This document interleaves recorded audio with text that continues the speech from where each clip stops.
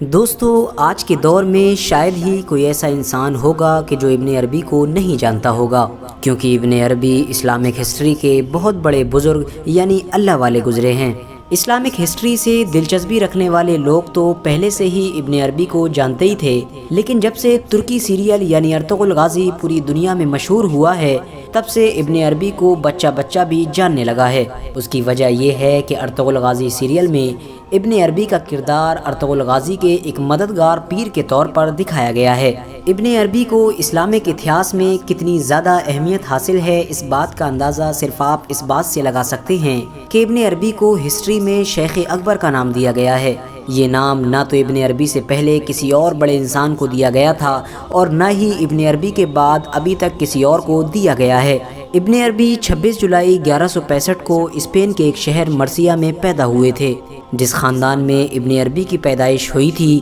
وہ خاندان دنیا کے سب سے مشہور سخی یعنی حاتم طائی کے بھائی کی نسل سے تھا۔ دوستو ابن عربی جیسے ہی سمجھدار ہوئے تھے اور تھوڑے سے جوان ہوئے تھے تبھی سے آپ نے درس و تدریس اور تبلیغ کا سسٹم شروع کر دیا تھا، اور ابن عربی ہمیشہ دنیا کے کسی نہ کسی ملک میں جا کر لوگوں کو اسلام کا سبق دیا کرتے تھے۔ اور یہی وجہ ہے کہ جب آپ ابن عربی کی زندگی کو پڑھنا شروع کریں گے تو آپ کو یہ معلوم چلے گا کہ ابن عربی کی زندگی کا زیادہ تر حصہ سفر میں ہی گزرا ہے، اور شاید یہی چیز ارطغرل غازی سیریل میں بھی دکھانے کی کوشش کی گئی ہے۔ دوستو ویسے تو ابن عربی کی پوری زندگی پر ہم ایک ویڈیو بہت پہلے ہی بنا چکے ہیں، آپ میں سے جس نے بھی وہ ویڈیو نہیں دیکھا ہے اور دیکھنا چاہتا ہے تو ہمارے چینل پر جا کر آپ دیکھ سکتے ہیں، لیکن آج کی اس ویڈیو میں ہم آپ سے قیامت کی صرف ان نشانیوں کے بارے میں بات کریں گے کہ جو نشانیاں ابن عربی نے آج سے لگ بھگ 800 سال پہلے ہی اپنے دور میں لوگوں کو بتا دی تھیں، اور یہ کہہ دیا تھا کہ قیامت سے پہلے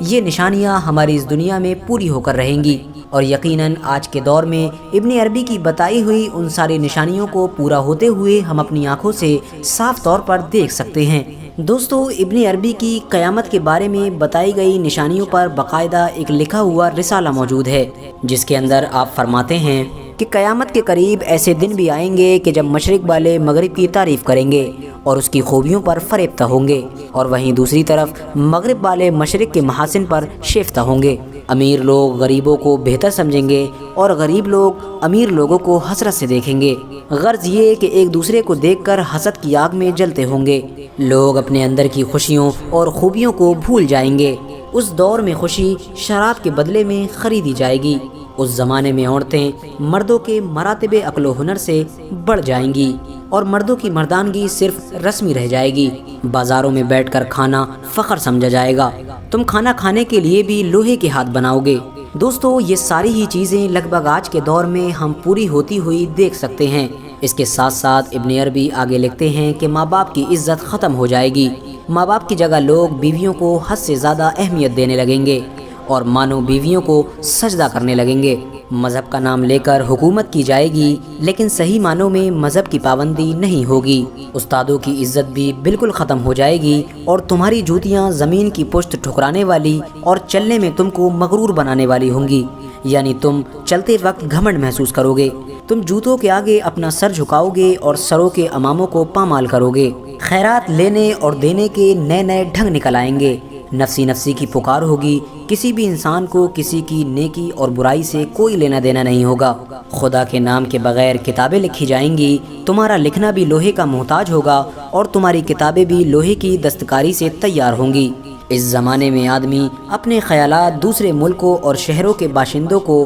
آن کی آن میں بھیج دیا کرے گا، یعنی بہت جلد بھیج دیا کرے گا۔ تیل اور خون جیسی چیزوں کی وجہ سے دنیا میں لڑائیاں ہوں گی۔ نیک اور عقل مند چاہیں گے کہ یہ بے وقوفی کی ضد ختم ہو جائے۔ غریب اور مفلس امیروں کی برابری چاہیں گے، تم سے 10 قسم کی زکوٰۃ لی جائے گی، اور یہی وہ وقت ہوگا کہ جب تلواریں نیاموں سے تڑپ تڑپ کر نکلیں گی اور آگ کی بارش ہوگی۔ اس بارش میں آگ کے بھاری بھاری اولے ہوں گے جو آدمیوں کو دم بھر میں تباہ و برباد کر دیں گے۔ ان تمام نشانیوں کے ساتھ ساتھ ابن عربی نے اور بھی بہت ساری قیامت کی نشانیاں بیان کی ہیں اور آگے چل کر ایک نصیحت بھی لکھی ہے، جس میں وہ لکھتے ہیں کہ جو بھی انسان ایسے زمانے میں موجود ہو اسے چاہیے کہ وہ ہر وقت اللہ سے توبہ کرے، خدا کی بارگاہ میں سجدے میں گر کر پناہ مانگے، کیونکہ خدا ہی ہے جو تم کو اس مصیبت سے بچا سکتا ہے۔ فی الحال دوستو آج کی اپنی ویڈیو کو ہم یہیں پر ختم کرتے ہیں۔ ویڈیو پسند آنے پر نہ صرف ویڈیو کو لائک کریں بلکہ اپنے فرینڈز کے ساتھ بھی ضرور شیئر کریں،